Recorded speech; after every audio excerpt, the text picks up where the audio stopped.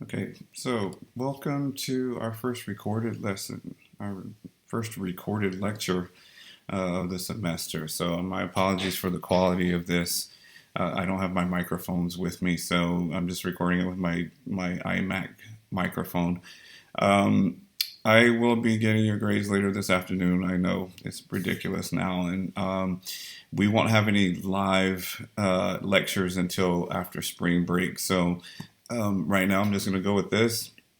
And feel free to, of course, you can pause it. You can look at the slides. These are my lecture notes, and I'm just going to walk you through them. I'm not going to be drawing on the board or anything yet, but there is a video later. It's very short, like a 5-minute video toward the end of this.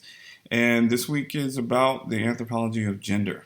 And the anthropology of gender is a really important topic in anthropology because of how it permeates so many aspects of human relationships, and that since the 1970s and the rise of feminist theory, and we will do more feminist theory, we will do more gender theory later in the semester, but this is kind of like just a very quick intro um, that it's kind of an introduction to how anthropologists have dealt with the concept of gender, which is a really important aspect of our identities. And so we've been through race, we've been through nationalism, we've been through ethnicity very briefly. We have done post-structuralism. There's a little bit of post-structuralism in this at the end of it, because that is kind of the standard approach in anthropology right now when it comes to gender. And so this lecture consists of, I'll discuss Middle Sexes, the film you should have watched by now. I sent you the link. The link is in the syllabus. The film Middle Sexes is part of this. And then also talk about the egg and the sperm. And that article is on Beachboard. That's Emily Martin's very classic. It's used in a lot of intro to anthropology classes. The egg and the sperm, how science has created a romance based on male and female stereotypes. So with that, I'll just jump into it. And this will not be an hour and 15 minutes. It will just be however long it takes me to get through it. Okay, so gender. Best way to define gender would be it's the cultural interpretation of biological difference. And that's a very vague definition, but it's a good place to start because it's basically how different cultures, different cultural backgrounds, different cultural systems have interpreted the differences between bodies. We think of it as differences between men and women, but as you'll see, nature is more complicated than that. You saw in the Middle Sexes film, which I'll talk about later, a little bit later. You saw in that even nature is not perfectly male or female. Like there's a lot of ambiguity in terms of in the animal kingdom and also among humans about. Sorry, I can't resist. I'm going to correct that typo here, but. There's a lot of ambiguity about, concerning the different structures. I mean, are there two genders? I mean, it's kind of, but not really. Like, gender is a very different concept from sexual difference. So we could say the cultural interpretation of sexual difference. So we could also do it this way. Of sexual difference. So differences in sex. So I'm going to say sexual biological difference because what you're going to see is that culture is kind of this lens for understanding the differences where we put meanings into them, but it's also a framework for making reality, right? For making people male or female, which we'll get to later. Okay, so gender in our own gender system, gender as a cultural category usually consists of this particular setup. And there's a historical reason that we have this, and it is wider than America. You could say, well, everyone in the world sees this. Well, okay, that may be almost true.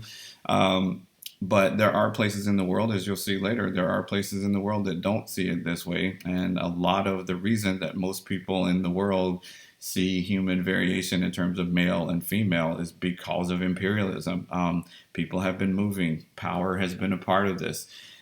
This framework came from the outside in a lot of different parts of the world and was imposed on them. And you'll see this later. You saw that in the film, right? With India and Thailand, like they traditionally didn't see it as only two sexes, male and female. Thailand is a little bit different from India because Thailand was never colonized by England, whereas India was. And so they both have, those are two cultures that had two very different interpretations of the differences between humans. And they, India and Thailand both had a third gender. Some places have a fourth. You'll see with the Navajo later. Some places have four genders. But this is the typical. This is the typical setup where you have gender being understood typically as, in terms of biology, two X chromosomes and an XY chromosome. So two X's for female, XY for male. Females have ovaries, males have testes, females have vagina, males have penis. But then we take this, and our cultural filter takes these biological differences. And again, this doesn't account for everybody. So if you remember back in post-structuralism, look at, you have to think about who's being left out of this picture. And yes, this is the majority of people, but it's not everybody, right? So we take this cultural filter and we interpret this to mean that there are two kinds of people, females and males.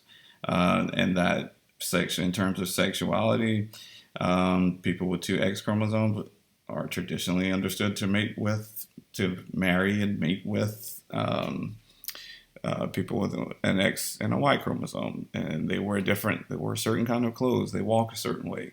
Males, on the other hand, are expected to mate. People with XY chromosomes are expected to mate with people with two X chromosomes. They wear X, Y, and Z. They wear different kinds of clothes. They carry themselves a different way. And so this is the basic setup, and is usually the base point for many common Euro-American understandings of the fundamental changing differences between men and women. But as you're going to see, this changes over time. Things can be adjusted. So we'll move on to the next slide. There's a complexity of nature that isn't accounted for. So when I say you have to look at what's being left out of this picture, this is what I'm talking about. Even the biological portion of this is not as clear-cut as you might think. According to a few studies, 1.7% of all humans are born with intersexual. We used to use the term hermaphrodite, right? But intersexual is the more common term now. Hermaphroditic is considered pejorative now. So at least 1.7%. I've seen higher figures than that. I've seen 2.8%. Some people would say 5%, but this number changes because this is a really difficult group. This is a really difficult set of data to collect because this is not something that's just out in the open for people, a lot of people. So, but even if we use this low estimate of 1.7% of all humans are born with intersexual characteristics, this would mean someone with two X chromosomes that may have a penis, or someone with an X and a Y chromosome with vaginal structures, and there's a lot of diversity within intersexual characteristics. They're not all the same. But it is enough. This isn't a critical mass to say that, well, most humans are like this. No, I mean, it is a small percentage, but you can't just throw these people out and say that they don't matter and that they don't constitute part of human diversity, right? So there are even people who don't have clearly XX and XY chromosomes. There's XXY, there's XYY, there's XO. And these are combinations that can come about in the first trimester of pregnancy. And you saw this in intersex. 1 out of about 100 births, according to the film, and actually most people would consider higher than that, are born with intersex characteristics. And just to back up for a second, a lot of these XXY, XYY, XO, some of these different chromosome structures are the people who grow up as male or female, and in a lot of cases, they're not even aware that they have these chromosomal setups, right? So, and this has become a fairly big controversy in professional sports. Whenever a female athlete does really well, and they do these gender tests now. Back in the old days, they used to just pull people's pants down and check them in the 1950s and 60s just to make sure, like, oh, are you male or female? And fortunately, because that's rude, for one thing, they don't really do that anymore. So now they do blood tests. And sometimes you'll have, there was one really famous female athlete, female long distance runner, who her blood test came back and said that she had a Y chromosome. She was XYY. What do you do with that? Do you let her compete with women, or do they? So right now her career is in limbo. I think she was from Australia. I have to look that up, but her career is in limbo because they can't, the international governing agencies can't decide where she should compete, because some other athletes don't think it's fair. Uh, she didn't even know that she had this trait. But that's just the kind of thing. Culture has to be worked out. Eventually, hopefully, there is a resolution to that.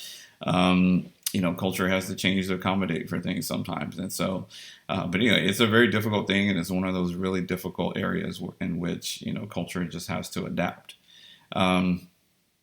So one of the things, so remember, I said this at the beginning of the semester, it's true with race. It's also true with sexual identity, with gender is also, has this aspect that people often make nature fit culture, not the other way around. So people often, I'm going to highlight that. People often make nature fit culture, not the other way around. We shape the world around us according to our cultural categories. And this is not always true, but it tends to be true a lot.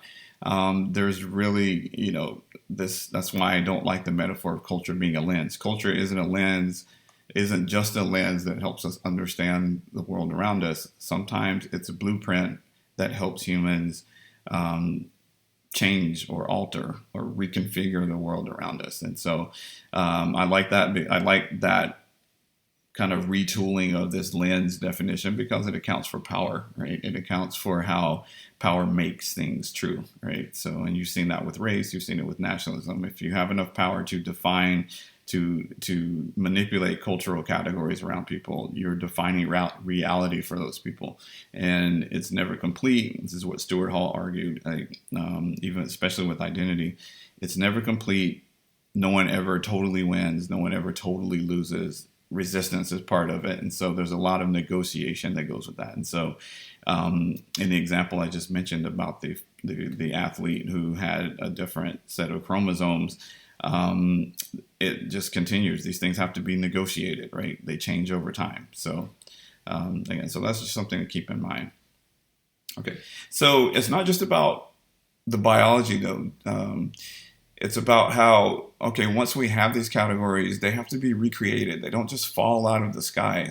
We have to recreate them and give them meaning through our behavior, right? So what makes these categories meaningful? There's symbolic ways that different cultures attach symbols to the gender categories they come up with. For those of you who are anthropology majors, if you know Clifford Geertz, he had this concept called public symbols, right? And public symbols refers to this things that are these very powerful symbols within a culture, within a cultural group that have a lot of meaning for them. That it symbolizes a lot of different things for different people, and it's not that everyone agrees on what a public symbol is. They don't have to agree about what it means, but what they agree on is that it's important. And one of our most important public symbols in Euro-American or Western civilization has been gender. Gender is one of those symbols. It doesn't mean the same thing to everybody, but we agree that it's really important. And so it's the things that we say, it's our language, it's our behaviors that give it meaning. If you remember from class, I talked about how when people state their gender pronouns now, we may not agree on how many gender pronouns there should be or which ones apply to which people, but we agree in our language that gender pronouns are important when you're referring to a person. So when I ask someone in class, what kind of woman are you, as an example, the answer to that question would be, they would just jump in and start answering, this is the kind of woman that I am, but they never even question the fact that I labeled them as a woman, right? So that was an example from class, and you can rewind that if you want to make sense out of it. I hope that made sense. But I did this in class, and I just talked about how my question had so many assumptions. That very simple question, what kind of woman are you, has so many assumptions embedded in it that the person answering the question doesn't even challenge, right?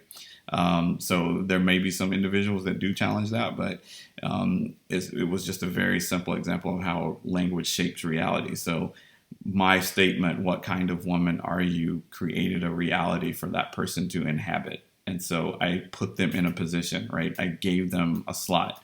And they can only answer the question in terms of this belief that there is this category called woman and that they fit it, right? So, and again, it's a complicated issue, but you have to look at how language and behavior can really shape the reality that we inhabit, right? So, and so if gender, again, back to the main point, if gender is one of these public symbols, then you have these two categories, but then we give it meaning by dictating what, by having clothing associated with it. The way that you talk is a part of it. The way that you walk is a part of it. Styles of dealing with conflict, dating and mating expectations, which becomes an issue after puberty, right? Dating and mating expectations. And the thing about all of these is that these are learned behaviors, and this is what makes gender real, right? In the same way, so I'm going to make a little leap here. In the same way that racial categories become real through politics and political economy, Supreme Court cases that you saw in the film, in the same way that those things make race real, you could say that these are the kind, and this is not an exhaustive list, there's many others, our behaviors are what make gender real. So gender is a very real thing. So for me to say that it's a cultural construction, which is what I'm arguing, is not to say that it's not real. It's just, I'm just saying that the things that we use to differentiate between men and women are not born, inherited, genetic, innate qualities. And so I had this question here. Are these behaviors innate? Were you born acting in masculine or feminine ways? And the answer that most anthropologists would give is that these behaviors are not innate, right? They're not born with this. People have different tendencies from one end of the scale to the other, but we discipline them. Discipline is a really important word here. So that's a word from post-structuralism. Discipline is a part of it, right? So these things are molded, like the way, think about if you're a female, if you identify as female, think about how you sit in a chair. How did you learn that, right? It's imposed on your body from the outside. These are behaviors. So the way that you sit in the chair, the way that you cross your legs, the way that you walk, your posture, right? The way that you address other people, the way that do you look people in the eye, or do you see that as a threatening thing? So some of these are cultural difference, but even within cultures, we train people as children through enculturations, or intro to anthro term, enculturation. The way that we enculturate children imposes gender on them in some ways, and it's very subtle.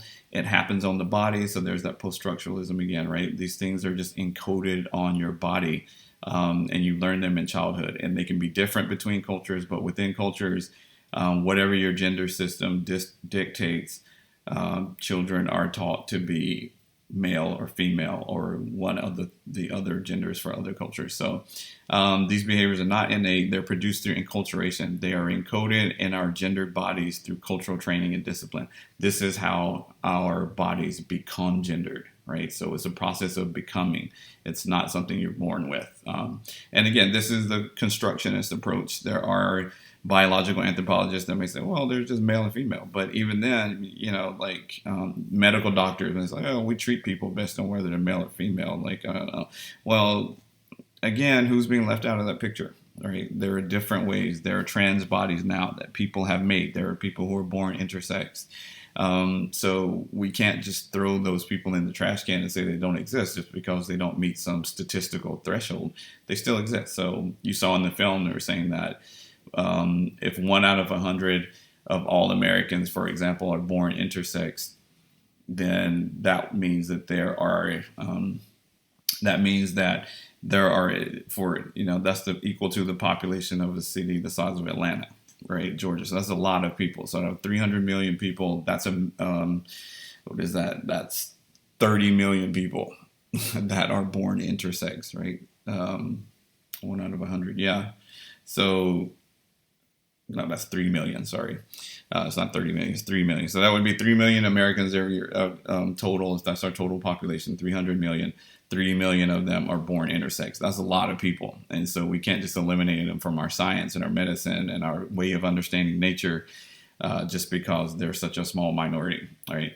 And the fact that we don't usually realize that there's so many people that fit that are born intersex, as you saw in the film, is usually because we quote unquote fix them, right? We take our cultural categories and we make nature fit culture.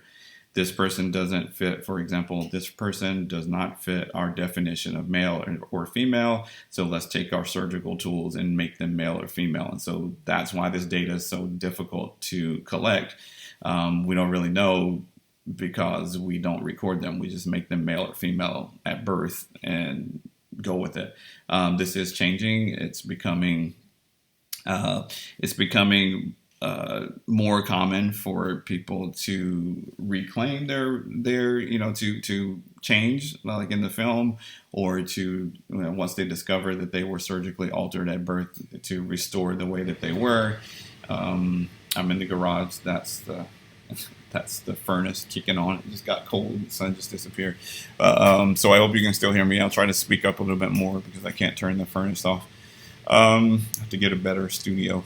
But okay, so so we give it meaning through behavior and language. Some anthropologists even would go so far as to say that gender is a kind of performance. Many of the things we use to identify gender are these ways of being in the world are learned behaviors reinforced by social pressure and institutions. In a sense, and actually this is getting really loud, I'm going to pause the video and then I'm going to come back. I'm going to pause it.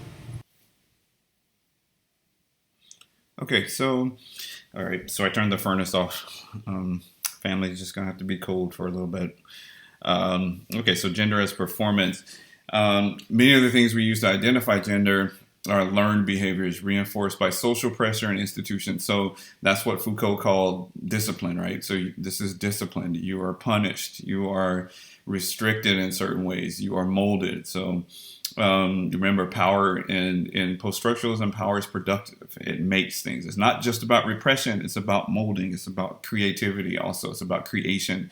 In a sense, all gendered ways of negotiating the social world are performances, male, female, gay, straight. It's about how you wear or reject the menu choices presented to you. So again, these things are imprinted on your body. They're encoded. You embody gender. This is one aspect. Gender being an aspect of your relationship with other people is another aspect, but that's on top of this. So you remember from Foucault that the body is where all of these battles take place. It's where repression happens, but it's also where resistance happens, where the body takes place. And so, if you think about when you're a child and you learn how to sit like a girl or like a boy, parents might even put their hands on you. Sit up straight, right? Don't cross your legs this way. Look people in the eye. Firm handshake, right? Masculine. I remember as a kid, growing up as a boy, like your teachers teach you that. Football coaches teach you that. Your parents may teach you that. Like, what is this limp handshake or whatever? You got to give a firm look them in the eye and grab your seat. You learn that stuff. You're not born with it, right? And so that's how gender gets it's embodied. You don't even think about it. By the time you've gone through all of this disciplining, it's like military training, right? It's by the time you've gone through this, you don't even think about it anymore. It just becomes a part of who you are. And so that's why gender is such an important concept when it comes to identity. It's because of how it becomes below consciousness. You don't have to think about it because your body, you embody it, right? Okay. So what are these other systems? And there's other places where, you think of, Euro-American or Western ideas about there being two genders, male and female. Well, there have been other examples. You saw in the film, middle sexes. India and Thailand have had systems where there are at least three genders, sometimes more. One of the more famous ones in the ethnographic record is the traditional Navajo system, where they have 4 culturally sanctioned genders, or they did have. I don't know. It's probably been socialized out of them because of American imperialism again in Navajo lands. But traditionally, they had 4 sanctioned genders. You had what we would call male with XY chromosome, what we would call woman, but then they also, so they had, two that overlap with our two categories, male and female. But then they also had one for masculine, what we would call women, and feminine people, feminine XY. So feminine men, what we would call men, and then masculine, what we would call women, right? So these were, and not just a fringe kind of, this was not a fringe, this was not considered an abnormality, this was just something, if you were, if you were designated as one of the two Natalie categories, masculine woman or feminine man, there were culturally sanctioned. There was a category for that, and masculine women, would partner up, mate, cohabitate with a feminine woman. That was fine. So you can see here, like, sex was okay between what we would call man and woman, but also between masculine women and what we would call traditional women, or it was also okay between feminine men and traditional, what we call man. So these were the ones that were sanctioned, but it's not that anything goes, because there were rules to this too. So this is what makes it an equivalent to our gender category. This is not just, oh, they just do anything. No, there's a system here too. This is a culture. It also involves discipline. It also involves training. It involves taboos and breaking rules, and you have to fit. They also enforce their own categories. They just have 4 instead of 2. So 2, what we would call traditional feminine women, could not cohabitate, marry, mate. 2 masculine men could not get together. 2 masculine women could not get together, and so 2 feminine two feminine men could not get together. So, so this is just not that. So it's not that they don't have rules, that they don't have any way of enforcing gender conformity. They do. This also probably involves oppression. What if 2 feminine men wanted to get married? The community might not be for that. They're like, hey, that's, 2 people of the same gender cannot reproduce or have sex or marry each other, right? So that's kind of what this demonstrates here. So it's not that they just believe that anybody can get with anybody. They have rules too. They just have 4 categories. They enforce them. They enforce their categories just as much as Westerners enforce our 2-gender system, right? So this also will involve power and repression, and there are going to be some people, if 2 what we would call traditional women wanted to marry each other, they might find themselves marginalized, right? And so again, their culture has the same dynamics and repression and resistance and negotiation. It probably changes over time. It usually does. But this is a completely different system for ours. There are some overlap, but it's different. So, so sexual relations between 2 people of the same gender are considered normal. 2 people who are not considered the same category are considered normal, because they're considered to be 2 distinctly different genders in their system. So looks different from us, looks like bisexuality, like we might put it into that, but it just doesn't work with our categories, right? So it's something that's different. Okay, so that's the Navajo. So yeah, so again, I've already talked about this part. In our own category, these 2 pairings both consist of, 2 women having sex with each other, but that's only because we lump these 2 genders together under one gender, woman. But they split them into 2 different kinds of women. They're masculine women and feminine women. And I know you're thinking, some of you may be thinking, well, yeah, we have lesbians who do that, but we have one category for them, lesbian. And yeah, we subdivided butch and femme, things like that. And yeah, that may just be a way that our culture is changing.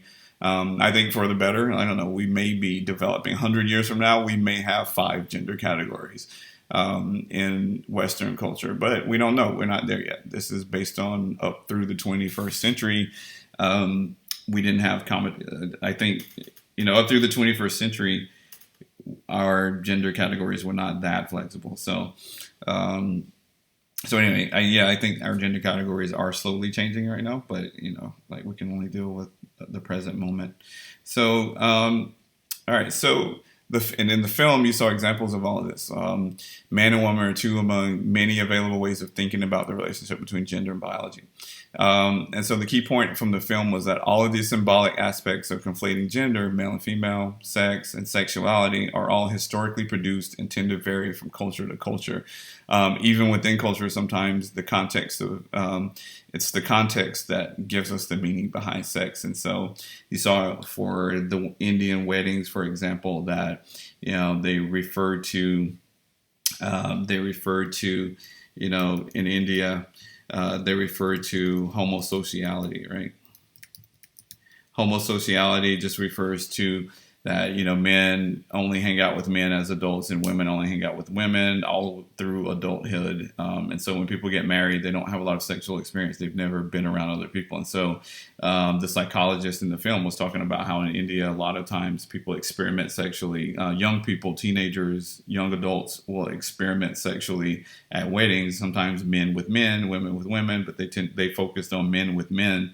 But it's not considered gay. Like it's not, it's that category. Homosexuality is not something that, that's our issues, not theirs. And so some of those people, most of the men who do these kind of things at wedding will, when they get married, they will be totally straight. It doesn't create more gay people, more gay men or anything like that. It's just it's just different. It's a way for them to explore their bodies and explore sexuality. It just happens to be with other men. So, but their rates of public out homosexuality are no higher than ours, right? So that tends to be what we would call homosexuality tends to be consistent across cultures, and so it seems to be like it seems that that doesn't vary a whole lot despite the practices of some things. Okay.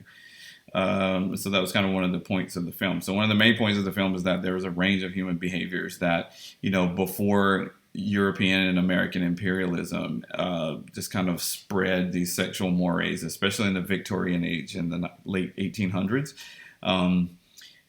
As they spread, like with imperialism, these sexual practices were just kind of quote unquote cleaned up. They were streamlined, but there's a lot of different practices that have happened around the world. There's a range of sexual behaviors, and so this whole idea about straightness and gayness or homosexuality versus heterosexuality, it's a very modern idea.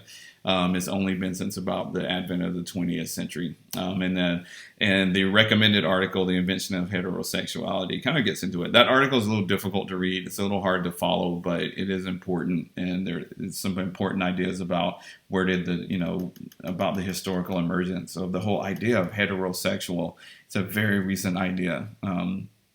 Even in the Western world, it's a recent idea. So that article focuses mostly on Europe and America, and even here. So we're not even talking about other parts of the world. Even in Europe and America, the whole idea of heterosexuality is very recent.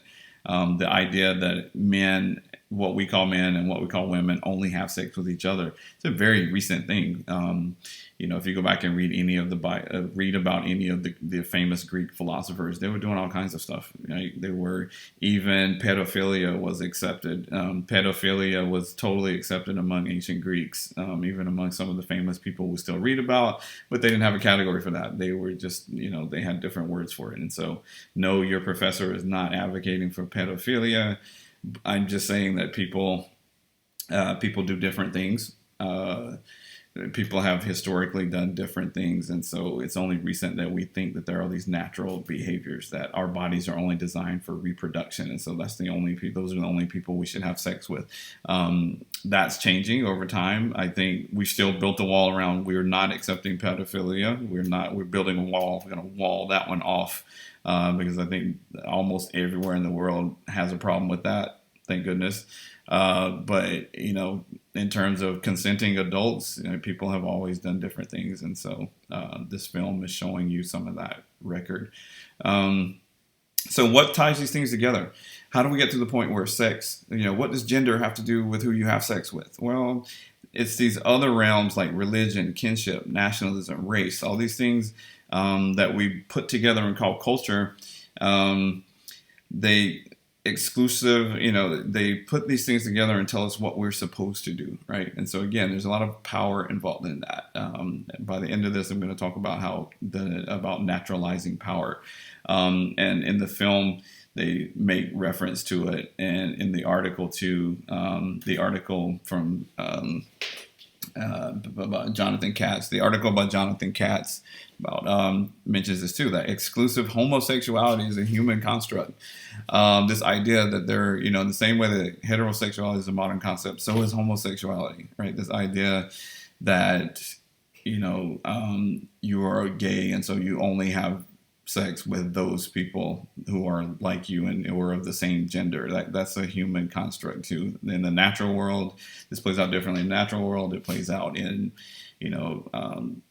among other species, among other mammalian species. Like this idea that you would only have sex with one gender is just as modern as heterosexuality, right? So, and in the film, they say that the whole world is not white, male or female, and heterosexual. That's just, we've been taught that this is natural. We embody this idea that it's a natural, a lot of us that are cisgendered, right? But with the spread, and I'm going to write that term, you may not be familiar with it, cisgendered. It's a very recent term.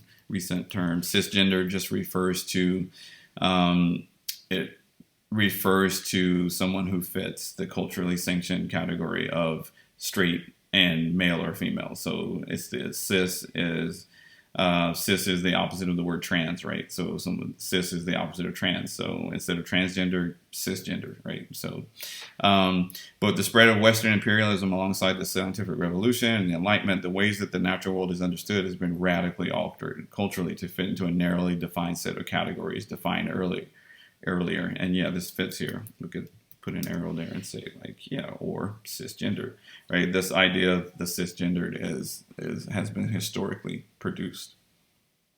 So in the film, you saw the hijras. Traditional Indian notions of gender and sexuality did not have rigid hetero, homo, normal, deviant, or strictly male, female boundaries. Those were these are my notes. Those were imported from England with British imperialism, but these new categories were naturalized through British rule, and so it was British rule that made these things mainstream and sanctioned. But the traditional, the fact that there still are hijras means that they have been resilient and have survived, but they're very marginal now. They weren't always these marginal. They didn't always have to work as prostitutes. They used to have more mainstream places to fit in the culture. So traditionally, the hijras were a mediating gender and were considered powerful and sometimes dangerous from people whom blessings could come. So while they were not the norm, there was a social status unique for them. It was a liminal one in every sense of the word, meaning that they were betwixt and between. It was a very powerful position. People feared them, but they also went to them for help, for spiritual help or for healing or things like that.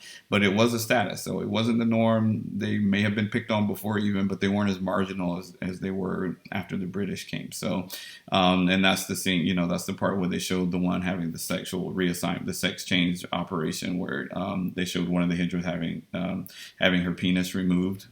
Sorry about that. That was if I had shown the film in class, I would have given a trigger warning for that. It's only a 1 second shot, but I didn't feel like they needed to show them sewing her up like that. Like that was a little gruesome. But it is HBO, so what are you gonna do? So they make a good point that the hijras had a traditional position, but they're they're more marginal than they used to be. Then you had Noah's family that goes against the grain of religious orthodoxy in the U.S. What do you do when you have a son that we would call a son who seems to just be naturally feminine? They didn't talk about sexuality, which was interesting, right? I mean, because he's very young, but he was just very feminine. He liked girl stuff. You weren't going to change him. You weren't going to train it out of them. I mean, I guess some families may have reacted differently.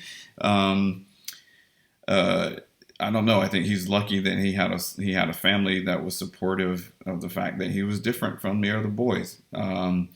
Some people would argue that they need therapy, that he needs therapy, but therapy, whether it's scientific or religious, could also be seen as just a rite of passage back into the more accepted gender. So therapy itself, if they tried to get him therapy to try to make him be more like other boys, that's a form of discipline too. That's like pulling them back in. There's been a lot of court cases recently about people trying to pray the gay away, is what people refer to it as, like these sexual conversion therapies that are usually religious. They don't work. They've been outlawed in a lot of states, and usually, you see a lot of news stories about the people who run those camps to re-sexualize people as straight. They themselves usually abandon it, and then they come out as gay, right? And it's just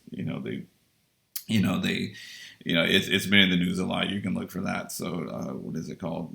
Sex. I forgot what the term is. What the proper term is for that kind of therapy. But that's just a different kind of discipline.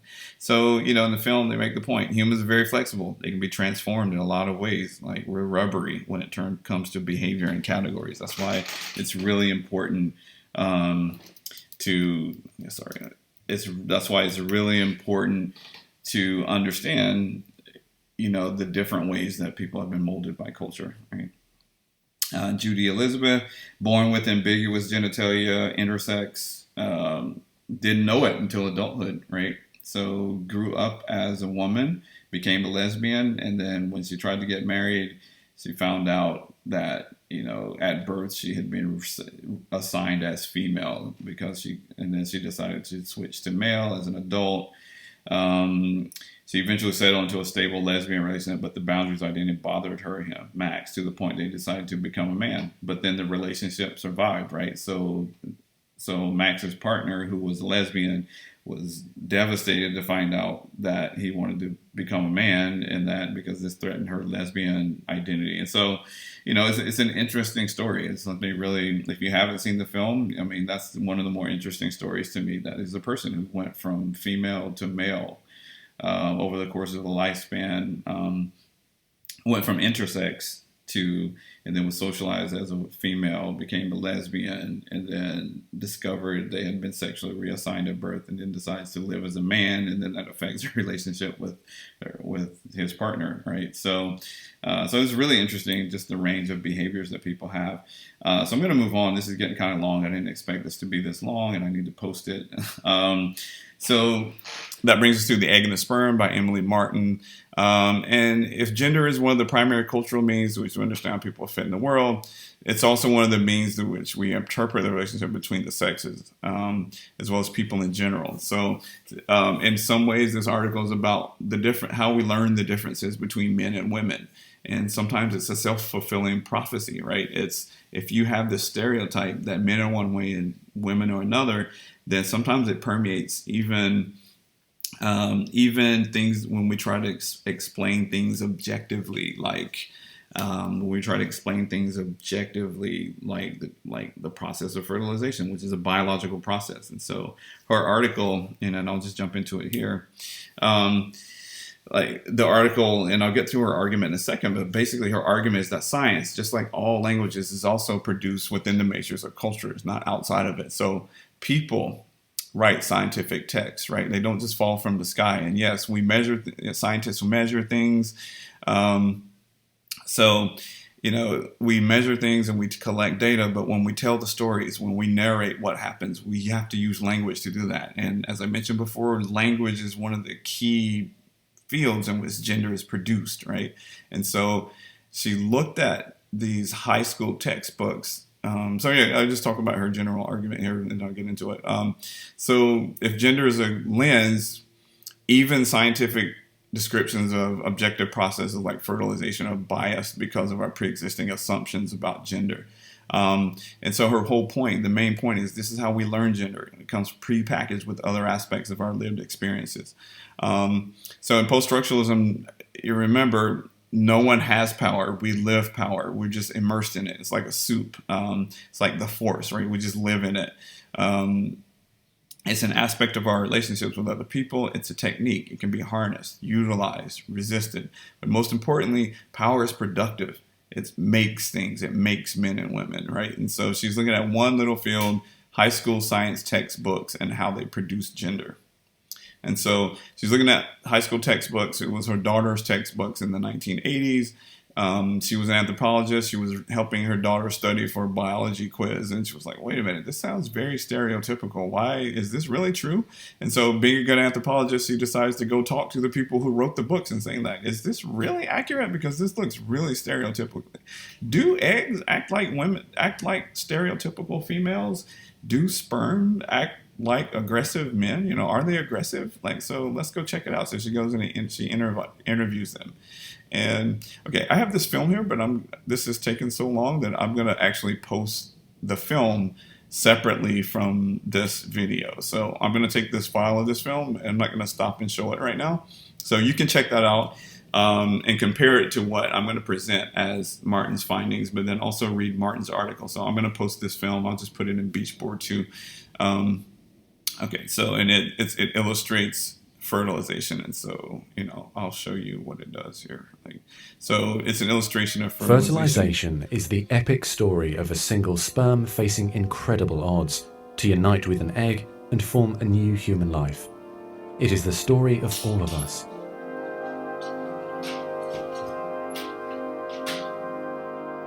During sexual intercourse, about 300 million sperm enter the vagina. Soon afterward, millions of them will either flow out of the vagina or die in its acidic environment. However, many survive because of the protective elements provided in the fluid surrounding them. Okay, so I will post that separately. You don't have to pause to watch it right now, so you can watch that. That will be on Beachboard as well. But let's get back into, so I'll, compare that with what's here. That'll be one of your midterm 2 questions, like compare that video with what Martin talked about in the 80s. So what she found about the textbooks was that they described the sperm-egg relations in terms of our own cultural constructions of male and female essences, right? That the sperm and the egg in those textbooks were described using very stereotypical male and female traits, as if they were little people, and those people were gendered, and one's male and one's female. One acts like a male, one acts like a female.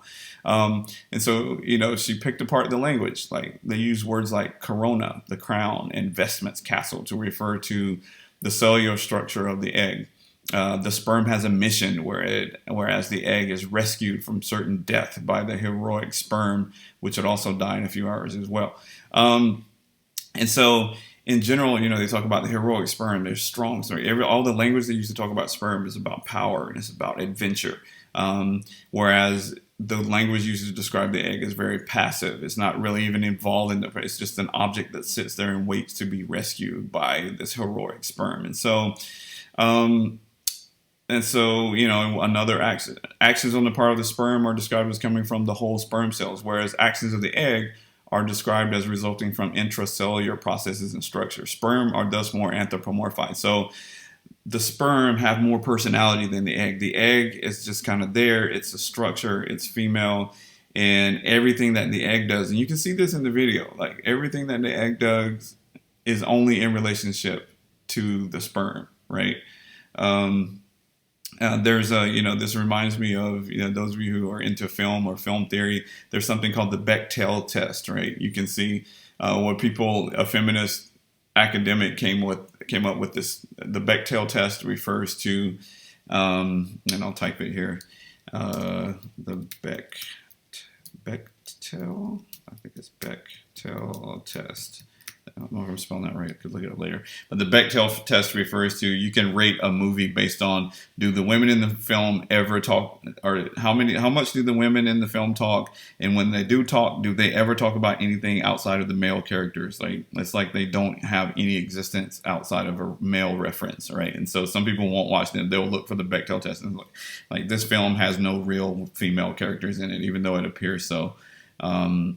They don't talk much, and even when they do, they're just talking about the men, as if they don't have their own interests outside of men, right? So Emily Martin is saying that even when they describe the process of fertilization, the fertilization films and texts don't pass the Bechdel test because the egg never does anything outside of its relationship to the sperm. So the sperm has much more agency than the egg in the process. And so this is how it's described.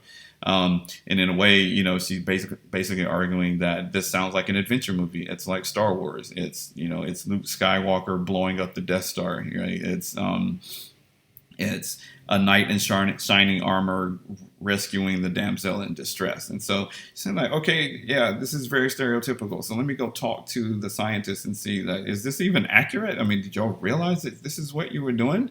Um, so, uh, so this is Martin continued. Okay, so she found further. She found that the text emphasized the supposed aggressiveness of sperm and the passivity of the egg, even though a more accurate portrait may be that the egg selects and grabs the poor swimming sperm, which are too weak to break free of the proteins that trap it. So basically, she found out by talking to these biologists that the sperm actually are not good swimmers. Right? That's why you need 300 million of them in each ejaculation, right? Just for a few dozen to make it to the egg through this perilous, dangerous, dark environment, acidic environment, right? And in the film, you can watch the film separately, but in the film, they talk about for the one sperm that's unfortunate enough to be caught inside the egg. I'm like, well, wait a minute, that's their goal. Why is it unfortunate? But anyway, so sperm are poor swimmers. That's why there's so much overkill in terms of how many you have to put in there, right? But they're described as strong swimmers. The tail is to get away from sticky stuff. It's not really it's not propelling them, right? They're squirted in. They're not, so to speak. Sorry to be so graphic, but they're squirted in. They're not missiles, right? So, it's basically, the scientists even agreed with her that, wow, yeah, we didn't even realize we were using this kind of language to talk about it. So they changed it after her study. A lot of the places that the publishers that wrote these books agreed to change it. Just like, yeah, like we're talking about cells. You're not talking about men and women or stereotypical men and women. You're talking about cells. These sperms are not guys and eggs are not women. And plus, you're being very stereotypical about your definitions of men and women. So she also talks about how the woman's body is described.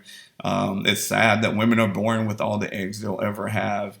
It's described as wasteful, yet the loss of sperm. So they talk about women are born with every egg you'll ever have, and you lose one per month with menstruation. Menstruation itself is described as wasteful and like a corrective to a fundamentally flawed female body. It's very sad. Whereas, men lose 300 million sperm with each ejaculation. It's about the same. So women are born with about 200 eggs. Men waste 1 trillion sperm over the course of their lifetime, but we don't call it waste. We call it productivity. Sperm is never referred to as being wasted in the same way. So so when we talk about men's body, they talk about being productive and fantastic and amazing. Whereas women, it's so sad. You have all your eggs and you lose one every month, and the older you get, the more they deteriorate. So you better lose them. You better get pregnant. It's kind of all these assumptions are embedded into high school biology. So, but overall, they construct the female body as a malfunctioning machine with menstruation as the epitome of wastefulness and ineffectiveness. And so when you learn these things, you're learning biology. But wait, if you can convince kids, high school students, teenagers, young adults, that this is the smallest unit of maleness and femaleness, and this is how they are. Think about what that does when you're learning what it is to grow up, to live, to occupy the world in that kind of body. I hope that makes sense. Rewind that back if that doesn't make sense. That's really important. So to occupy the world in this kind of body as male or female, they're being taught with biology that this is the smallest unit of femaleness, and look at the egg's behavior, right? This is the smallest unit of maleness. Look at the sperm's behavior. If you're not fitting to the pattern of the egg or the sperm, then you're not being a proper man or woman. And so, this is really important. This is how language, behavior, training, this is discipline, right? This is a form of discipline. The kids who learn these things are being disciplined in their gender identities through science, right? So, and again, I forgot to mention that, the egg is not, it's inaccurate also. The egg is not passive in the process. It reaches out and grabs one of the sperm. It shoots out a protein and grabs one of the sperms, and one of the sperm cells, and pulls it in. Sorry, there's the trash now. Um, so it grabs one of the sperm cells, it pulls it in. It's not. This is not. It doesn't just sit there, right? And the sperm and not get somewhere. So you can read the article. There's more to it than that. That's pretty much the whole point of it. So last slide, the sperm and the egg. She's looking at how power is naturalized. So if you're learning that these are the smallest units of maleness and femaleness, then it's naturalizing the power relationship between men and women, between male and female. Hold on, I'm going to pause until the trash truck leaves. Okay, so naturalizing power is we only understand the world around us as it's represented culturally. So we don't experience it directly. You don't see all the bodies in the world. You have been taught. You have been socialized. You have been conditioned to see the world in terms of gender, male and female. So if for example, if this is one example of how you've been taught what gender means, imagine all the millions of other places that you learn gender. It's kind of everywhere. It's kind of we've been socialized to see the world in terms of male and female. So, and what that functions to do is to naturalize the power relationships between men and women. This is how things should be. Look at our bodies. In the case of Martin's article, all the way down to the cellular level. And so this is how we learn that biology is destiny. This note, it happens with race too. You learn these things all over the place. And so, again, just to reiterate, we live in power. Power is productive. Men and women are not born, they are made, right? So, this is the thing, it's, these things this filter that we use to understand the world around us in terms of gender is something that we learn in a lot of different places. And so we will come back to this when we do Gloria Anzaldua's work. I'll talk about some even more advanced theories about gender identity and behavior and performance.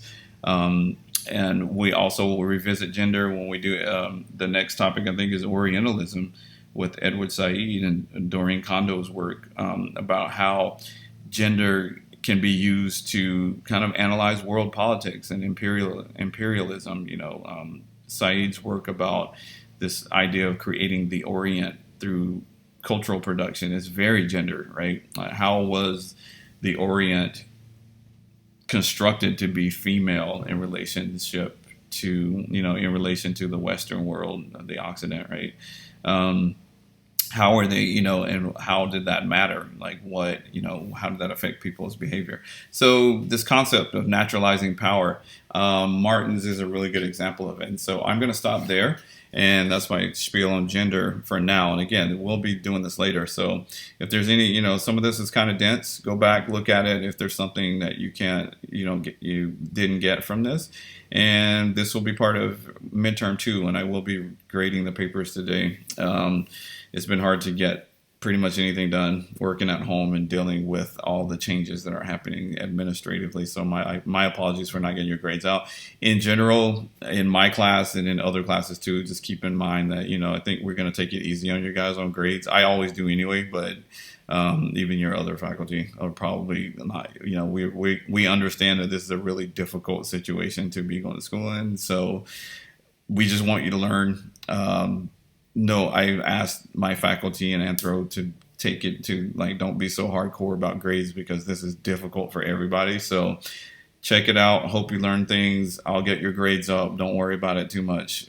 So yeah, just a lot going on right now. So, all right. And I'll be in touch with you guys soon.